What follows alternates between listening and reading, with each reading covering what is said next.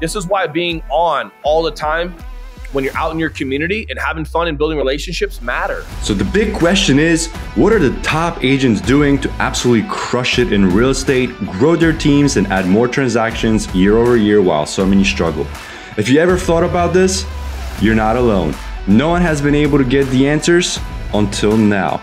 We spent the last few years helping agents sell billions in real estate, rubbing shoulders with top producers, which got us thinking, how can we expose more people to these insights to help raise the standard in the whole real estate industry? We then realized that we could help bridge the gap by getting the secrets from the best of the best so that you can succeed. My name is Andrew Dunn. And my name is Peter Michael. Welcome to Elite Agent Secrets. How many deals are you managing at any single time?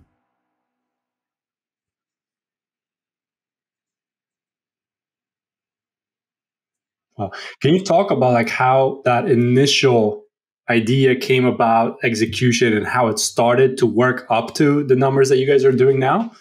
Well, yeah, I mean, we've just always been brand driven. We've always been video driven, man, from our Facebook live videos on our phone, on our Facebook once a week to it turned into twice a week to it turned into we started getting on podcasts and invited to be on podcasts. But we just delegated and taught our team how to be subject matter experts and how to go out there and crush. And we've never, even prior to doing YouTube, we've never been lead driven. Our team hit top 1% and then top 0.5% in the world for production for Berkshire Hathaway.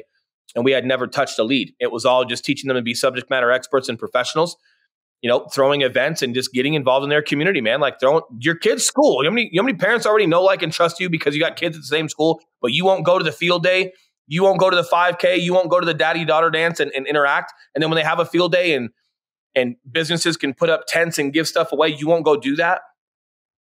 But there's so many parents right there in your immediate area that would love to work with you because your kid goes to school there. And if you just put yourself out there a little bit and have fun conversations and fun goodie bags for kiddos and, oh, hey, Will, yeah, your daughter's in third grade, right? Yeah, so is mine. I see you at the door when we pick up our kids. And, I did 34 deals my first year, separate from what our team was doing. That was just my own personal production. That was year one.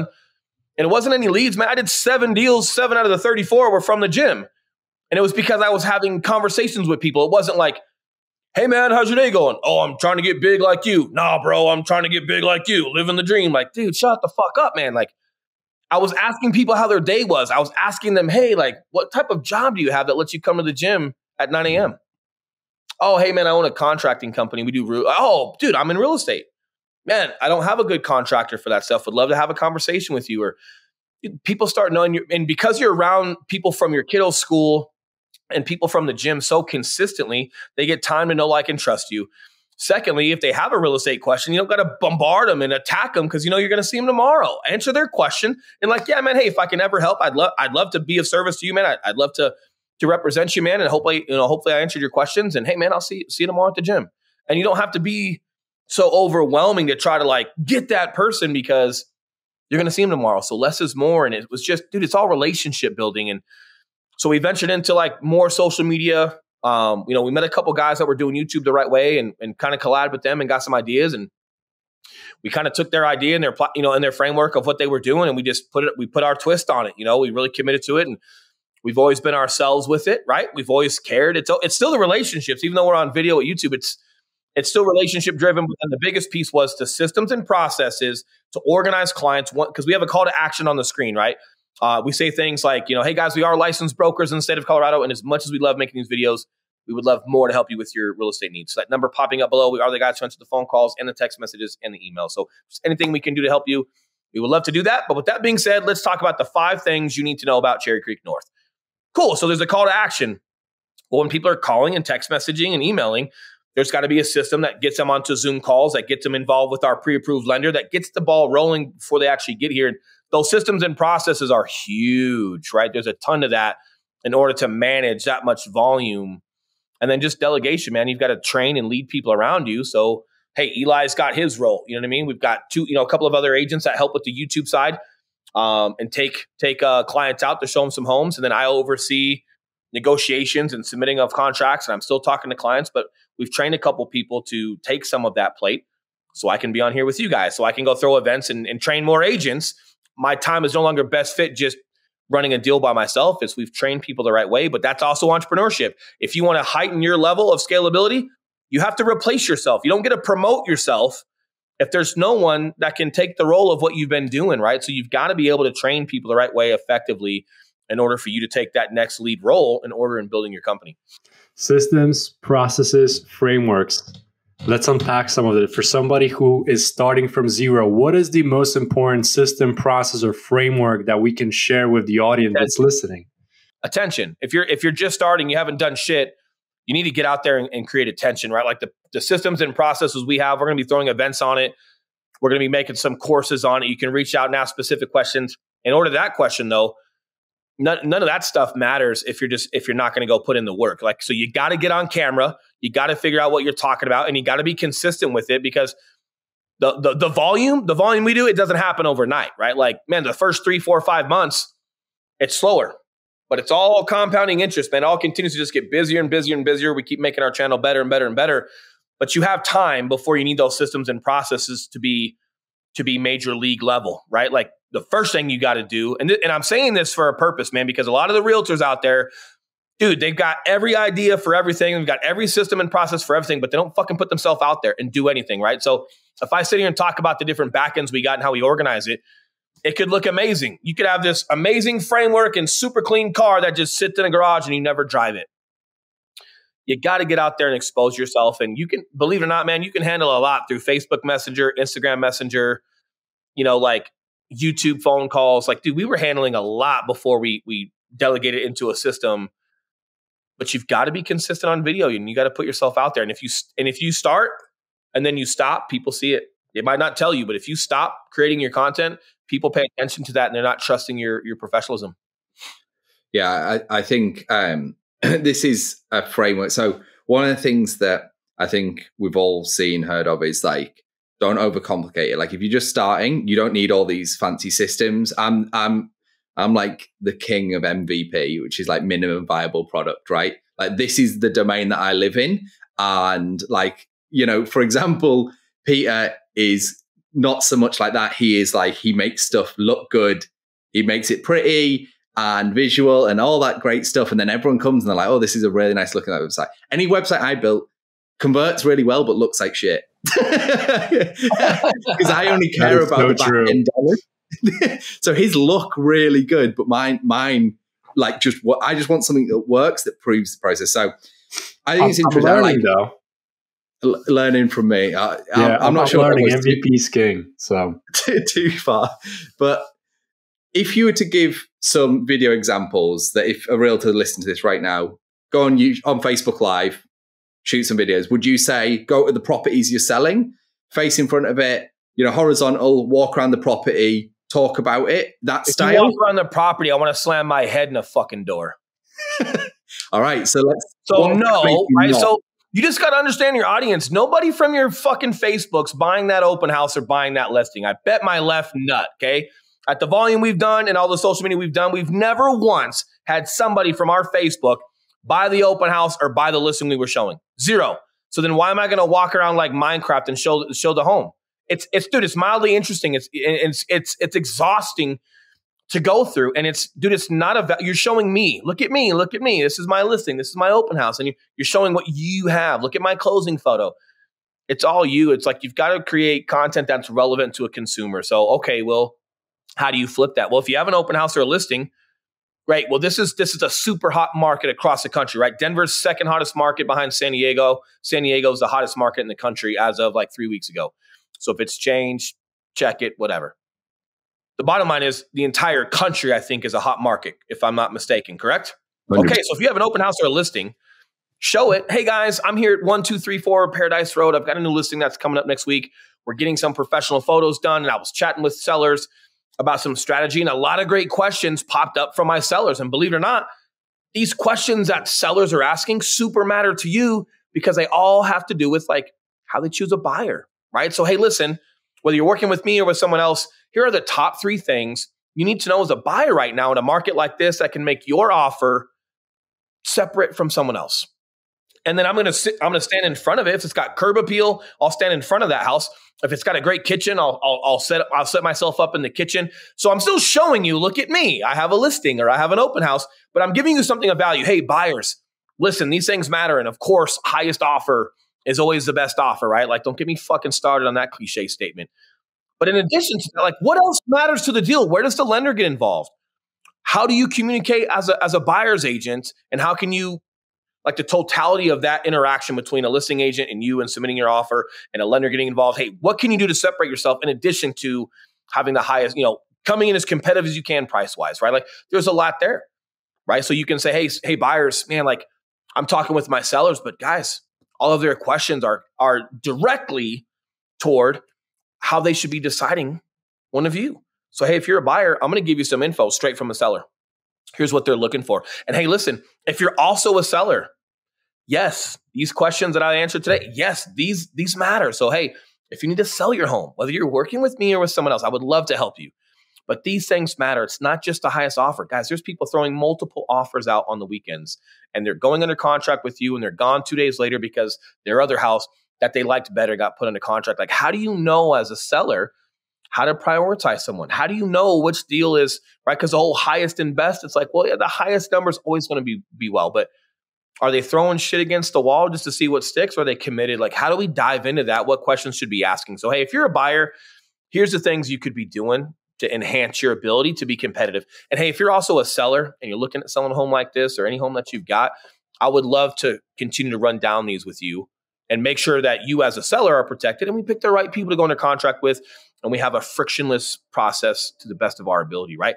Enjoy your Friday. Have a great weekend. And if you guys have questions, yes, I would love to help you. So there's still a call to action. There's still me telling you, I want you to contact me. But you probably watched that 5-minute video, 6-minute video, because I'm giving you something that matters. Me walking through a hallway, showing you an open house does not matter. It could not matter less, right? It's like, how do I flip that? Hey, I've got an opportunity to create content. I've got a listing or I've got an open house. Okay. But you're just showing it for what it is. Like, you're not relationship driven. What does your audience need, man? If they're going to watch, they need to learn how to buy a home or how to sell a home. So you showing a home, that's like me showing you a car. Hey, look at the car. If you need to sell a car, if you need to buy a car, me showing you a car does zero. And just because I show you a car doesn't mean I want to work with you. Right? Like, I'm also the product. So if I can articulate super well and come across where you know, like, and trust me, and I come off like a professional and I come off like I care and you can trust that, well, sellers and buyers call. And dude, that's what we were doing on Facebook. We had top 0.5% in the world for Berkshire's production by doing things like that, in addition to things at my daughter's school and stuff at the gym and throwing events. But those relationships matter. So to answer the question of like, what could you do right now? You could do that. And if, well, Will, I don't have a listing or an open house. Okay. Have you ever had a buyer before? Yeah. Have you ever had a seller before? Okay. Stand in front of something else and go, hey guys, it's the second hottest, hey, we're in one of the hottest markets this country's ever been in. Yes, being a buyer can be super difficult. Guess what? Being a seller can also be super difficult because you're not really sure who to choose because everyone's throwing shit against the wall. So, hey guys, today we're going to talk about the 3 things that are most important for buyers right now. And hey guys, next week I will be, tomorrow I'll be talking about the 3 things sellers should be looking out for. And hey guys, if this is valuable to you, if you have any questions, please, I would love to help you with your real estate needs just as much as I love getting on this Facebook Live and trying to give you guys some value.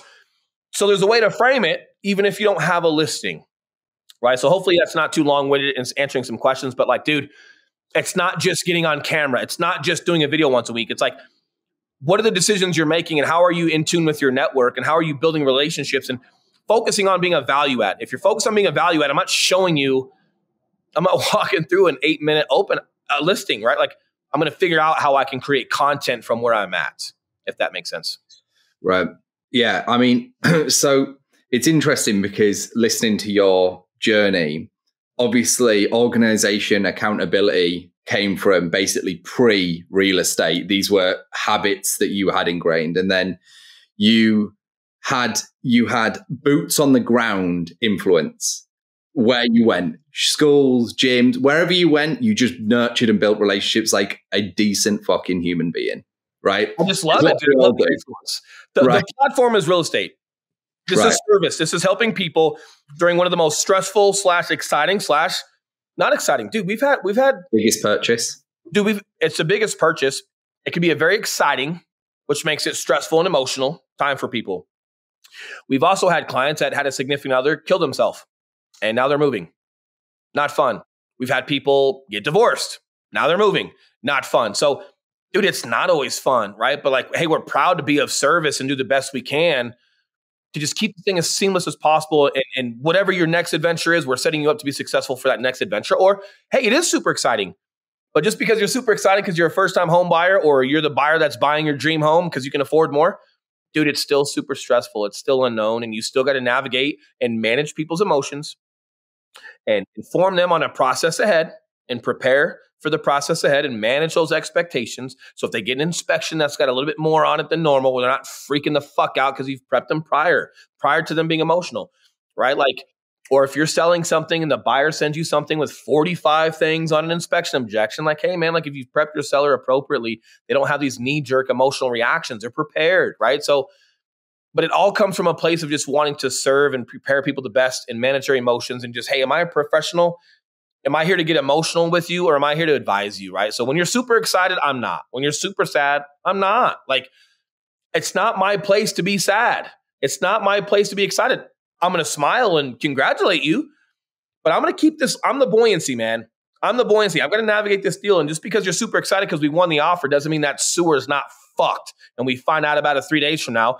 And then you got clients doing this, dude, and that's not good. And if you're doing that with them, because you're like, oh no, they were so happy. And we finally won an offer after 19 offers. And now the sewer, oh my God, is the seller going to fix it? They're probably not because it's a hot market. And maybe they'll just go, shut the fuck up. It's not your place. You've got to be a professional, right? Have some poise and act like you've been here before, man. Like, and if you're not doing that, then you're selfish. It's not about your client. If it's, like just you being sad is not you caring for your client. It's just not.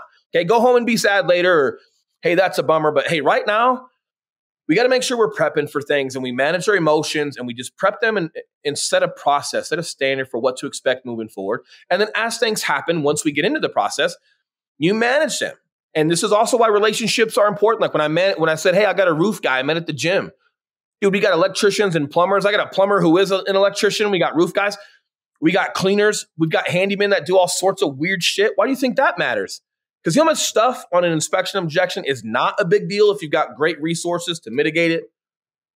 So that team, your team of resources that can influence a deal in addition to your lender, it's so important, man. And so many things, it's like, oh, that's only a couple $100. That's only $75. That's this, that's that. Before you know it, it's like, we just took care of 14 things for $700. Hey, you're making 19 grand on that deal. You got $700.